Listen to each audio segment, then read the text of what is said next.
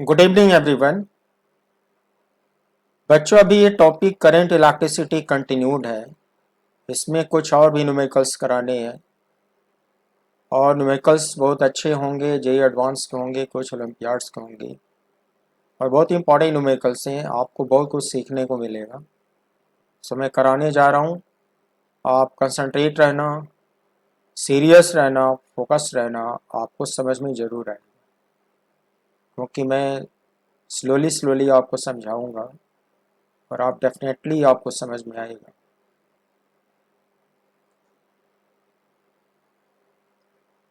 A circuit is connected as shown in the figure with the switch as open. When the switch is closed, the total amount of charge that flows from Y to X is. So we are given four options. Correct option हमें find करना है। मैं आपको solve करना सिखाता हूँ। बच्चों, इस डायग्राम में क्या है कि इस आर्म में 3 माइक्रोफैरड का अनचार्ज कैपेसिटर है, राइट आर्म में 6 माइक्रोफैरड का अनचार्ज कैपेसिटर है, एक्स वाई के बीच में एक की है या स्विच भी कह सकते हो। फिर लेफ्ट साइड में यहाँ पे 3 ओम का रेजिस्टेंस है, यहाँ 6 ओम का रेजिस्टेंस है और इन दो पॉइंट के बीच में एक 9 वोल्ट ईएमएफ की बैटरी कनेक्टेड है। तो आपके क्वेश्चन में ये बोला है circuit is connected as shown in the figure with the switch S open. शुरू में यह स्विच एस ओपन है। जब स्विच को क्लोज किया जाता है तब बताना है कि टोटल अमाउंट ऑफ चार्ज कितना होगा जो वाई टू एक्स फ्लो करेगा। इस स्विच को क्लोज करने के बाद फिर से ट्रांजिएंट स्टेट इस्टेब्लिश हो जाएगा, करंट इस्टेब्लिश हो जाएगी, चार्ज फ्लो करने लगेगा, करंट फ्लो करने लगेगी। तो 0 से इन्फिनिटी टाइम में Y to X total charge कितना फ्लो करेगा स्विच क्लोज करने के बाद ये आपको निकालना है। तो मैं इसको सॉल्व करना सिखाता हूँ, आप देखो।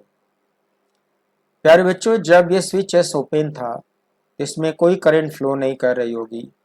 ये जो आर्म है, आई मीन ये जो वायर है, ये मेरे सर्किट के लिए यूजलेस है, इसको मैं डिलीट कर सकता हूँ। तो मैं इस वायर को यहाँ से डिलीट करता हूँ जब स्विच एस ओपन था। डिलीट करने के बाद सिचुएशन ऐसे होगी, यहाँ कोई वायर नहीं होगा। फिर ये दोनों साइड बाय साइड सीरीज में माने जाएंगे, ये दोनों कैपेसिटर सीरीज में माने जाएंगे। एज इट, ये दोनों रेजिस्टेंस भी सीरीज में माने जाएंगे।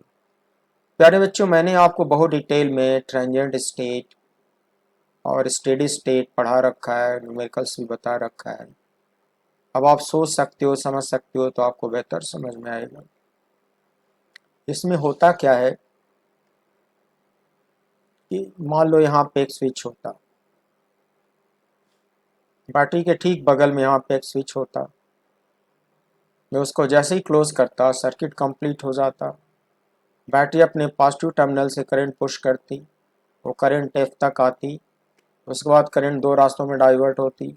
करंट का सर्टेन पार्ट अपर लाइन से जाता सी तक, करंट का रिमेनिंग पार्ट लोअर लाइन से जाता सी तक। फिर ये दोनों कंबाइन होकर ऐसे सर्कुलेट हो जाती। तो बच्चों, 0 से इन्फिनिटी टाइम तक अपर लाइन से करंट बहती है और करंट बहने का मतलब पॉजिटिव चार्ज का फ्लो करना।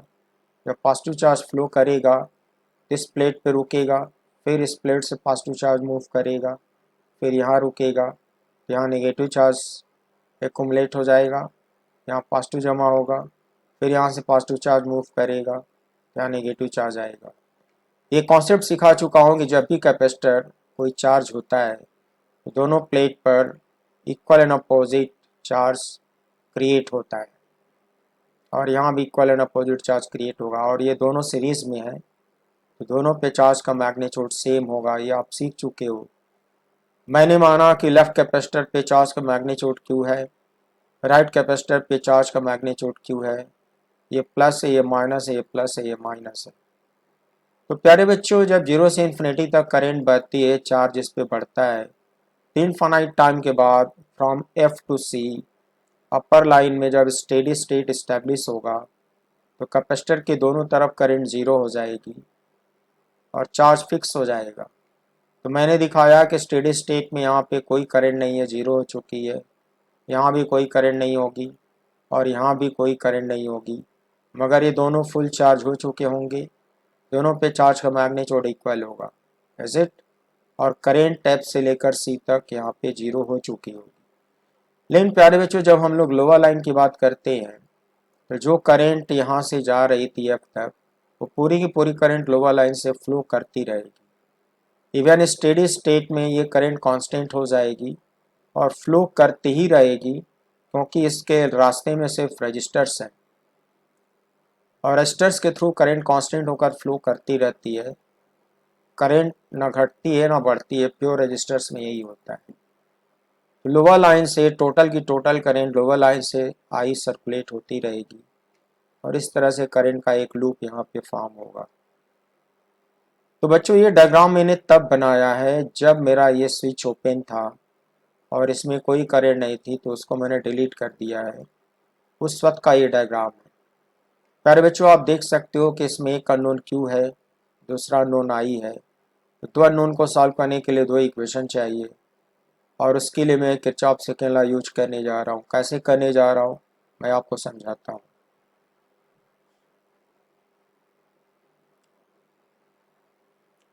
Applying the Kirchhoff's second law in the loop FAX BCDEF, FAX BCDEF, like FAX BCDEF,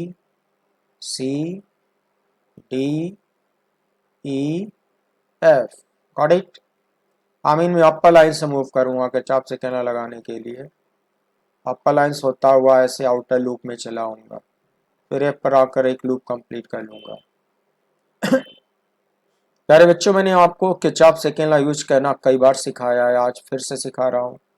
जहाँ से स्टार्ट करते उसका पोटेंशियल पहले लिख दो, I mean V F, move upward nothing nothing. Now we are moving from positive to negative. यहाँ potential decrease होगा बच्चों, फॉर्मूला बनेगा minus Q upon C, that is 3। प्यारे बच्चों, जब सी को हम लोग माइक्रो फैराड में लेते हैं तो सॉल्व करने पर क्यू ऑटोमेटिकली माइक्रो कूलम में आएगा, क्योंकि वोल्टेज की क्वांटिटी मैं वोल्ट में लेने जा रहा हूँ। तो यहाँ पे डिक्रीज होगा तो लिखोगे -q/3। आगे बढ़ो नथिंग, फिर यहाँ भी डिक्रीज होगा, यहाँ लिखोगे -q/6। -q/6, क्यू की वैल्यू माइक्रो कूलम में आएगी। Nothing nothing nothing nothing nothing, negative to positive जा रहा हूँ, यहाँ पे पोटेंशियल इंक्रीज होगा, that's will be +9। Nothing nothing stop at F equal to V F, got it. यही क्वेश्चन मैंने बनाया, मैं आपको दिखाता हूँ। V F -q/3 -q/6 +9 equals V F, यही क्वेश्चन मैंने बनाया था। वी एफ को ट्रांसफर करोगे तो कैंसिल हो जाएगा और क्यू के दो टर्म नेगेटिव है, इनको राइट साइड में ले आओ, राइट साइड में ला के ये दोनों प्लस हो जाएंगे, सम कर दो। प्यारे बच्चों, सम करोगे तो q/2 आएगा और एक साइड में 9 बचेगा।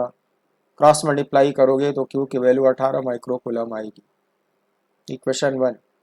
प्यारे बच्चों, सॉल्व करने पर क्यू की वैल्यू पॉजिटिव आती है, इसका मीनिंग ये हुआ आपका एजम्पशन ट्रू है। आमीन।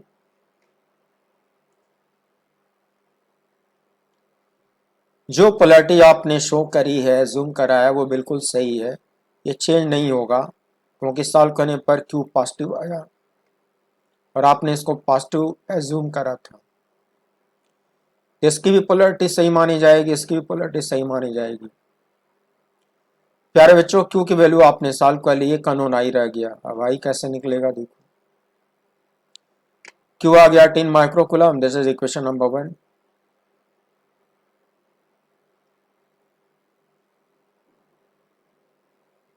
Now figure B, figure B का रेफरेंस लेना होगा when the switch S is close. Switch S close करने के बाद फिगर बी का रेफरेंस लेना होगा। वो मैं आपको समझाता हूँ, आप समझो। तो प्यारे बच्चों, सबसे पहले आगे बढ़ने से पहले एक बात बताऊं।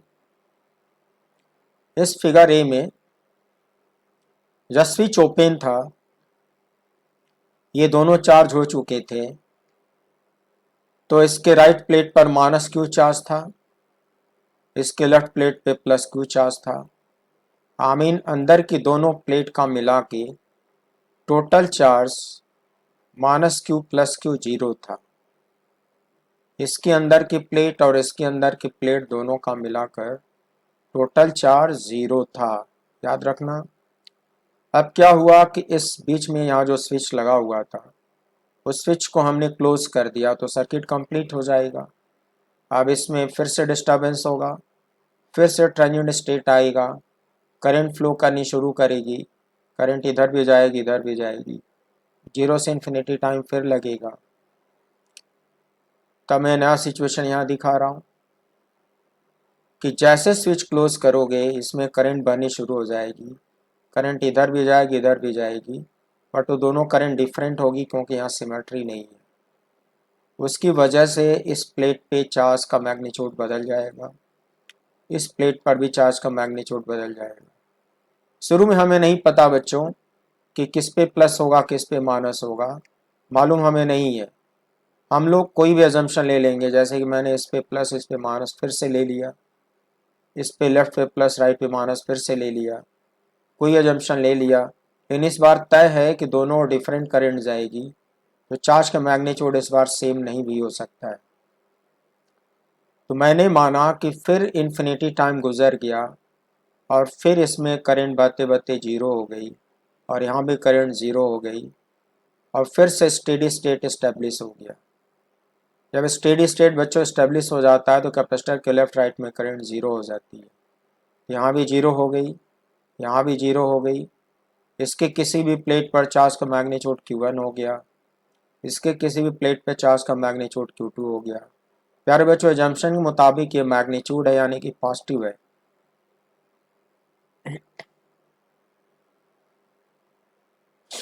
लेकिन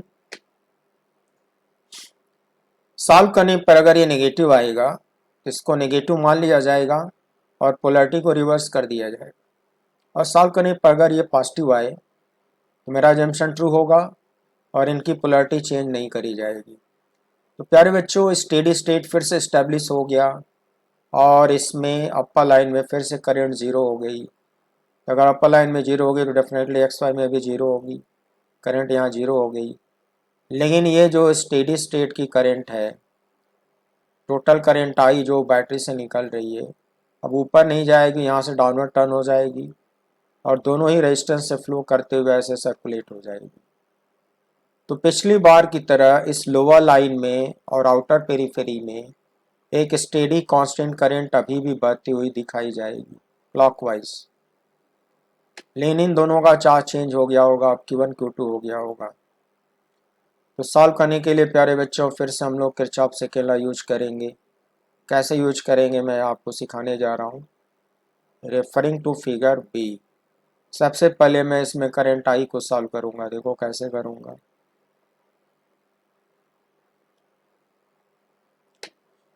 Applying the Kirchhoff second law in the loop E F N Y M C D E, E F N Y M C D E।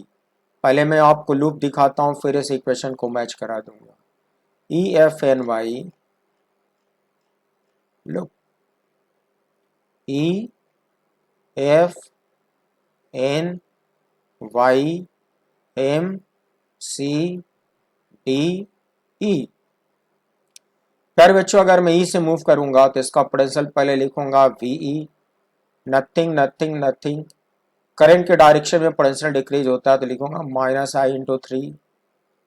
फिर राइटवर्ड जाऊंगा करंट के डायरेक्शन में, फिर पोटेंशियल डिक्रीज होगा, लिखूंगा -I/6, नथिंग नथिंग नथिंग। फिर negative to positive जाऊंगा, लिखूंगा +9। Is it? ई पर आकर रुक जाऊंगा, फिर लिखूंगा =V। Got it? यही क्वेश्चन मैंने बनाया बच्चों, मैं आपको दिखा रहा हूँ। V -3I -6I +9 = VE। फिर V को V से ट्रांसफ़र करके कट करूँगा, इन दोनों को राइट पर ले जाऊँगा, दोनों ऐड ऑफ हो जाएंगी, प्लस 9I हो जाएगा, plus 9I equals 9, then I equals 1 ampere. प्यारे बच्चों, सॉल्व करने पर करंट की वैल्यू पॉजिटिव आती है, इसका मतलब जो डायरेक्शन मैंने दिखाया है वो सही दिखाया है। अगर ये नेगेटिव आता तो करंट का डायरेक्शन रिवर्स करना पड़ता है। पॉजिटिव आया तो डायरेक्शन मैंने सही दिखाया, उसमें कोई मिस्टेक नहीं है। तो करंट कांस्टेंट होकर 1 एम्पियर हो चुकी है, सही इक्वेशन नंबर 2। अब प्यारे बच्चों, Q1 Q2 को सॉल्व करने के लिए फिर से किरचॉफ सेकेंड लॉ यूज होगा।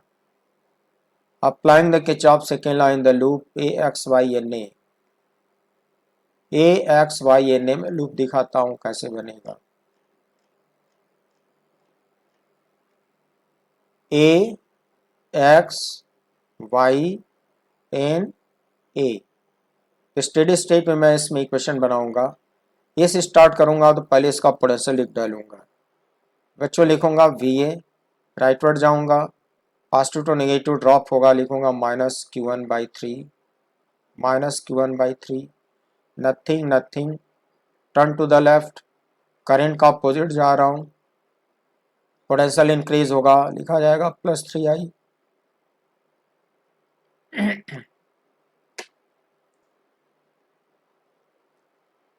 +3I लिखेंगे, उसके बाद लिखेंगे इक्वल टू VF। बच्चों यही क्वेश्चन मैंने फॉर्म किया है, देखिए आप।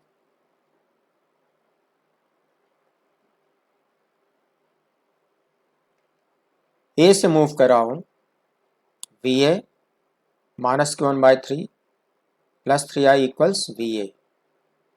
VA को VA से कट कर दूंगा, -Q1/3 को राइटवर्ड ले जाऊंगा, क्रॉस मल्टीप्लाई करूंगा तो Q1 की वैल्यू 9I आएगी, I की वैल्यू एम्पेयर में पुट कर दूंगा 1, तो Q1 आएगा 9 माइक्रोकूलम। प्यारे बच्चों, Q1 पॉजिटिव आया मतलब मेरा जंक्शन ट्रू है। जो मैंने फर्स्ट कैपेसिटर पे पोलैरिटी शो करी है बिल्कुल सही करिए, क्योंकि ये पॉजिटिव आया। Is it? Then applying the Kirchhoff second law in the loop XBMYX दिखाता हूँ आपको loop. In the loop XBMYX।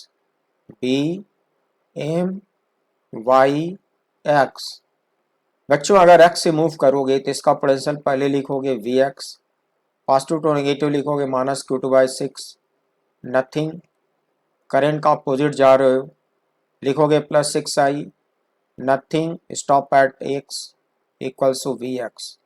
यही क्वेश्चन मैंने बनाया, आप देख लो। VX -Q2/6 +6I equals VX, got it. VX को VX से कैंसिल आउट किया, Q2/6 को राइटवर्ड ट्रांसफर किया, फिर 6 से मल्टीप्लाई किया, Q2 comes out 36I, I की वैल्यू 1 एम्पेयर पुट किया, Q2 कम्स आउट 36 माइक्रोकूलम।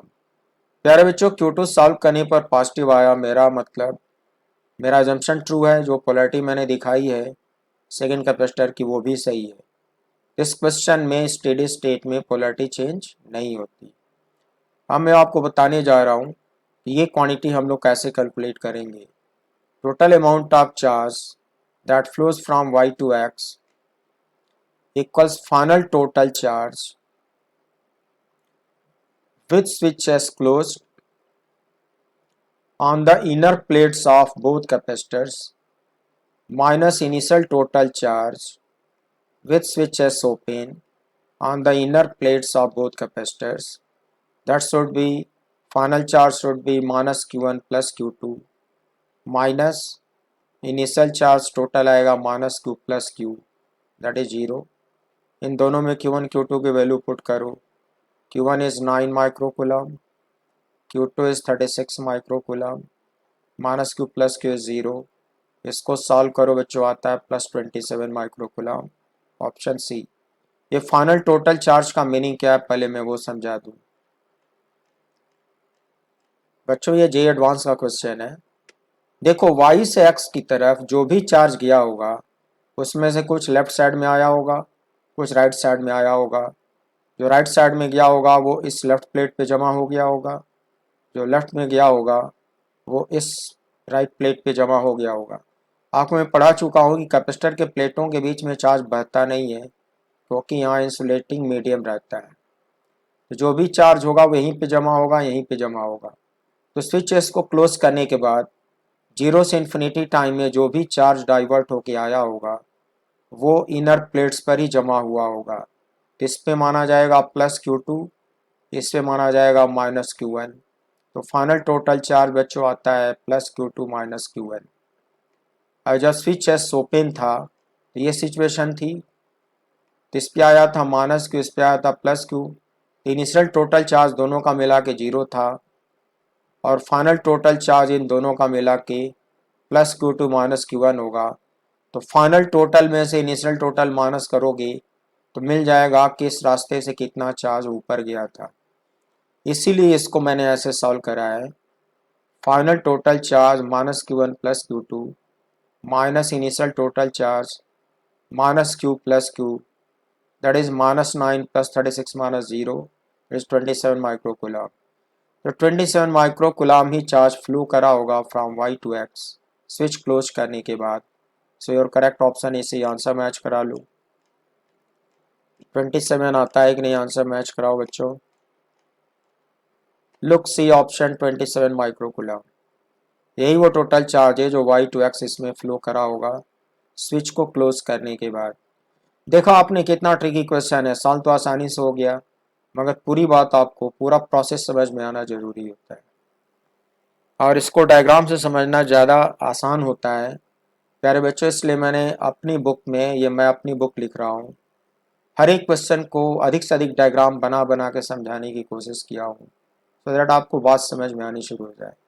और इस तरह की बुक मार्केट में अवेलेबल नहीं है, मेरी किताब के अलावा किसी ने ऐसी कलरफुल और मल्टी डायग्राम वाली किताबें लिखा नहीं है जिसमें फिजिक्स आसानी से समझ में आए। इसलिए मैं आपसे रिक्वेस्ट करता हूँ कि आप अपने बजट के अकॉर्डिंग ई बुक और प्रिंट बुक ऑर्डर करके ले लो और अपने टेबल पर एक बुक रखो रिवीजन के लिए और एक्सप्लेनेशन मेरे यूट्यूब वीडियो से कर लो, समझ में आ जाएगा। मैंने इस क्वेश्चन को सॉल्व किया, 27 माइक्रो कूलम चार्ज फ्लो करेगा। Then come to next question.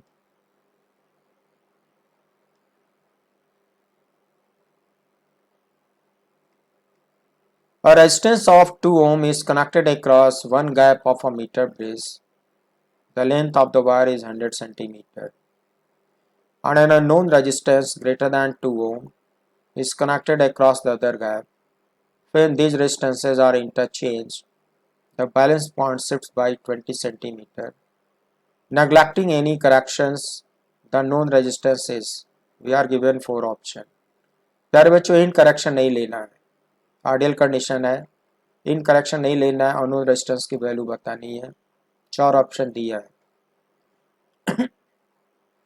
आपको मैं पढ़ा चुका हूं कि मीटर्स ब्रिज फिट-स्टोक्स ब्रिज के प्रिंसिपल पे वर्क करता है। तो जो फर्स्ट लाइन में क्राइटेरिया दिया हुआ है, suppose the known resistance is R, मैंने मान लिया कानून रेजिस्टेंस कैपिटल आर है और क्वेश्चन के अकॉर्डिंग यहाँ पे लिखा हुआ है greater than 2 ohm is connected across the other gap. Unknown resistance 2 ohm से बड़ा है, I mean R is greater than 2 ohm and the initial balancing length is X. Is it? मैंने अज्यूम कर लिया है कि जब लेफ्ट गैप में 2 ओम है और राइट गैप में कैपिटल आर है and R is greater than 2 है, उस वक्त इनिशियल बैलेंसिंग लेंथ एक्स है, मैंने मान लिया। As per the given condition in the initial balance condition of the bridge, equation बच्चों कैसे बनाओगे? जो लेफ्ट गैप का रेजिस्टेंस उसको न्यूमरेटर में लिखते हो और जो राइट गैप का रेजिस्टेंस है उसको डिनोमिनेटर में लिखते हो। फिर जो जोकी की पोजीशन लेफ्ट एंड ए से होती है दैट इज एक्स, उसको न्यूमरेटर में लिखते हो। बचा हुआ रेजिस्टेंस वायर का लेंथ 100 माइनस एक्स सेंटीमीटर है, उसको डिनोमिनेटर में लिखती हो। ये इक्वेशन 1 कहलाएगा। और चूंकि 2 की वैल्यू लेस देन आर है क्वेश्चन में, तो एक्स की value less than 100 minus x होगी, इसका मतलब एक्स लेस देन 50 सेंटीमीटर होगा because 2 is less than capital R. ये आपको समझ में आ रहा होगा।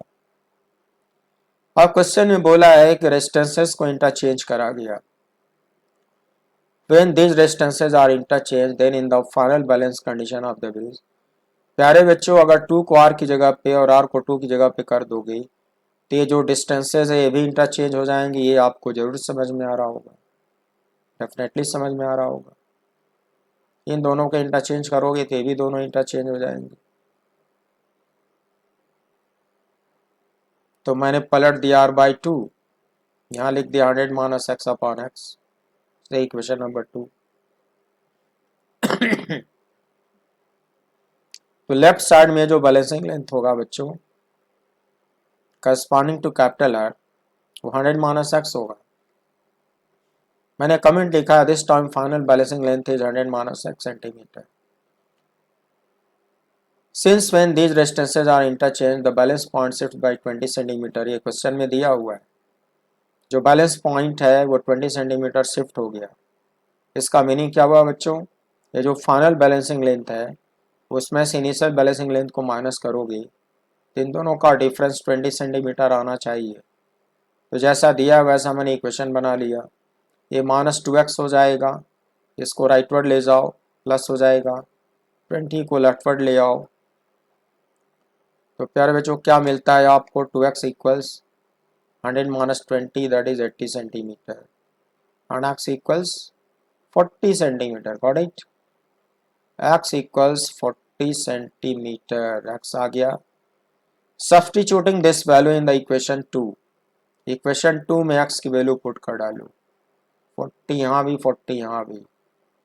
सिंप्लीफाई करो, this comes out 60 upon 40 that is 3/2। 2 को 2 से कट करो, न्यूमरेटर को कंपेयर करो, I mean R इक्वल्स 3 ओम। तो जो अननोन रेजिस्टेंस है प्यारे बच्चों उसकी वैल्यू आती है 3 ohm. Got it, correct option A, इस क्वेश्चन का करेक्ट ऑप्शन ए होगा, देख लो।